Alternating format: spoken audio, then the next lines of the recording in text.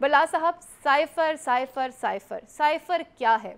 ہم دیکھتے تھے کہ پاکستان تحریک انصاف کے چیئرمین جب جلسوں میں آیا کرتے تھے تو ایک پرچہ اپنے ہاتھ میں لہرا کے کہا کرتے تھے کہ سازش کی گئی ہے، بیرونی قوتیں انوالو ہیں، اور جب آج ان سے پوچھا جا رہا ہے تو وہ کہہ رہے ہیں گم ہو چکا ہے۔ کیا حقیقت ہے اس کی؟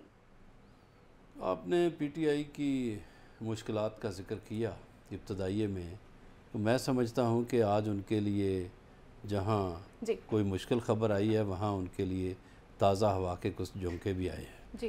مثلاً شہریار افریدی اور شاندانہ گلزار جو ہیں ان کی رہائی ممکن ہوئی ہے۔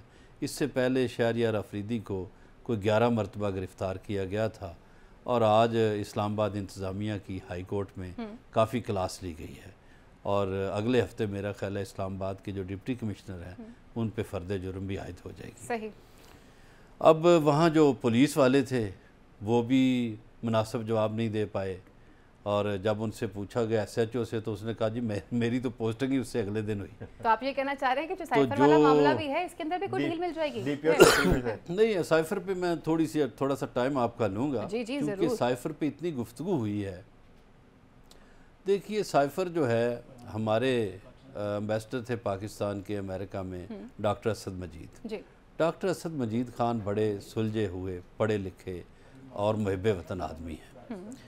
انہیں جب یہ باتیں کیں کہ ایک امریکن عہدیدار نے، تو انہوں نے ظاہر ہے اپنے دفتر خارجہ کو رپورٹ کیا، اور وہ جو سائفر بھیجا جاتا ہے وہ دفتر خارجہ کی امانت ہوتا ہے، وہ وہیں رہتا ہے۔ بالکل، ایک کوڈڈ فارم میں ایک میسیج ہوتا ہے جو فارورڈ کیا جاتا ہے، اور اسے کوئی اپنے گھر لے کر نہیں جا سکتا۔ نہیں، یہ تو ایسے باتیں ہیں نا کہ گھر لے گیا یا کوئی فلان جگہ پہ لے گیا، برلا صاحب دیکھیے، یہ مخالفین کہہ رہے ہوں گے۔ ہم سب نے جلسوں میں دیکھا ہے، مخالفین بھی نہیں کہہ رہے، آپ اس بات کو کیسے جھٹلا سکتے ہیں؟ وہ جو جلسوں میں اپنے ہاتھ میں ایک پرچہ لہرایا کرتے تھے۔ آپ میری گزارش سن لینا، میں تاکہ پوری بات کر لوں تفصیل سے، پھر آپ فرما دیجئے گا حکم۔ گزارش یہ ہے کہ سائفر کا تذکرہ پہلی مرتبہ چیئرمین پی ٹی آئی سے، جو اس وقت وزیر اعظم تھے، کامرہ میں کیا اس وقت کے آرمی چیف نے، جنرل باجوہ نے۔ یہ آن دا ریکارڈ ہے۔ اس کو D G I S P R نے پریس کانفرنس کے ذریعے بتایا تھا۔ تو سائفر کا تذکرہ پہلی مرتبہ پاکستان کے آرمی چیف نے کیا اس وقت کے وزیر اعظم سے، جو پی ٹی آئی کے چیئرمین ہیں۔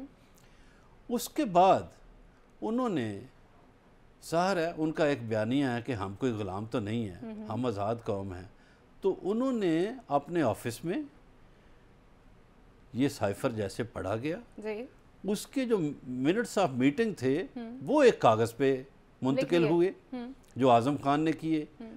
وہ منٹس آف میٹنگ کو انہوں نے لہرایا۔ یہ ایسے ہی ہے جیسے بھٹو کہتے تھے تاشقند میری مٹھی میں ہے۔ اب اس پہ دیکھیے اس کے بعد کیا ہوا۔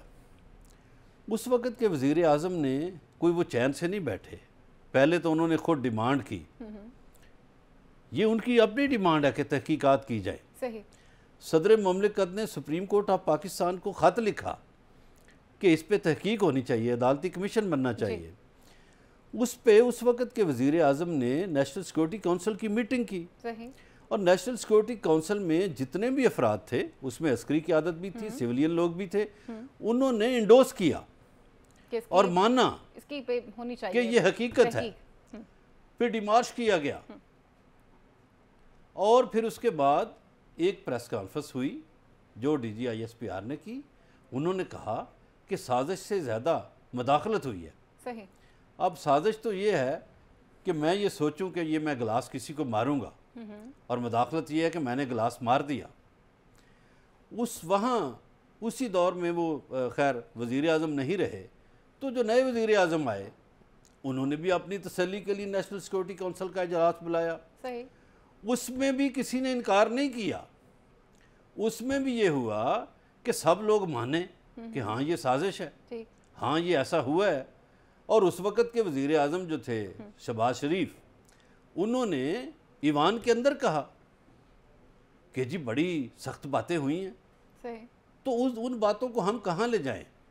اب اس میں سمجھتا ہوں اس کے بعد جو صورتحال ڈیولپ ہوئی، جو پچھلے ہفتے یا اس سے پچھلے ہفتے، انٹرنیشنل میڈیا میں بھی چیزیں آ گئیں، پرنسپل سیکٹری ہیں اور وہ چیئرمین تحریک انصاف سے فون پہ بات کر رہے ہیں، اور وہ بتا رہے ہیں کہ ہم نے اسے کس طرح سے یوز کرنا ہے۔ وہ امریکن ویکسین تک کیسے پہنچا، یہ بات بھی کھلے گی۔ जिस वक्त अमेरिकन मैगजीन को गया उस वक्त कौन सी हुकूमत थी, तो मेरा ख्याल है इसकी तहकीकात का दायरा बड़ा वसी होगा। सही। और इसमें वो तमाम शख्सियात जो शामिल थीं उनसे पूछा जाएगा जो नेशनल सिक्योरिटी काउंसिल की मीटिंग में शरीक हुई। सही।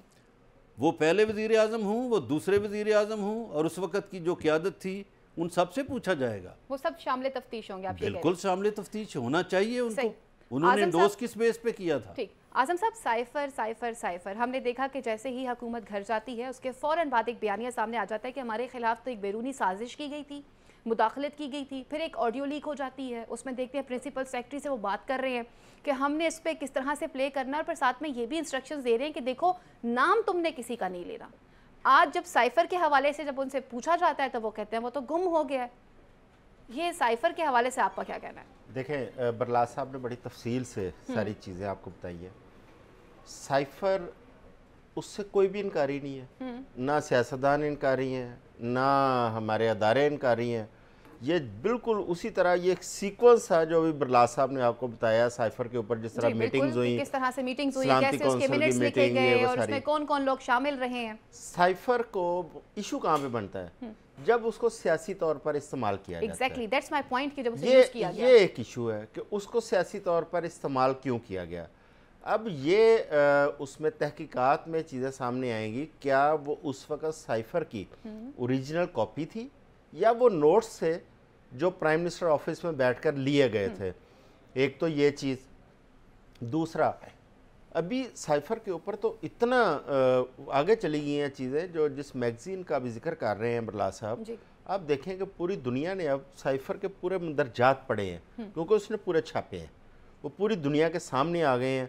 और उस मैगज़ीन के ऊपर ना पाकिस्तान या पाकिस्तान की हुकूमत, ना कोई अदारा असरअंदाज हो सकता है, और उसकी क्रेडिबिलिटी ये है कि ना ही माजी के अंदर अमेरिकन या अमेरिकन अदारे उस पर असरअंदाज हुए हैं, क्योंकि अमेरिका ने जिस मुल्क के अंदर कोई फ़ौजी मुदाखलत की है या सियासी मुदाखलत की है, उस मैगज़ीन ने उस पर अपनी तहकीकाती रिपोर्ट्स शाया की हैं। और उसकी रिपोर्ट्स माजी के अंदर अमेरिकन ख़ुद तो उसको चैलेंज नहीं कर पाए। अब मुझे नहीं पता कि उसको हमारी यहाँ पे हुकूमत या हम लोग उसको चैलेंज कर पाते हैं या नहीं। अब तो उसने खोल के सामने रख दिया। हाँ, ये भी बताया जा रहा है कि पाकिस्तानी जो सफ़ीर थे असद मजीद साहब की वो तहरीर थी जो डोनाल्ड लू से उन्होंने एक रब्ता किया था और उन्होंने इसको एक रिटन फॉर्म में आगे फॉरवर्ड किया था। जी, मैं साइफर का जो अभी एक पर्चा दर्ज हुआ है ना, उस पर आता हूँ।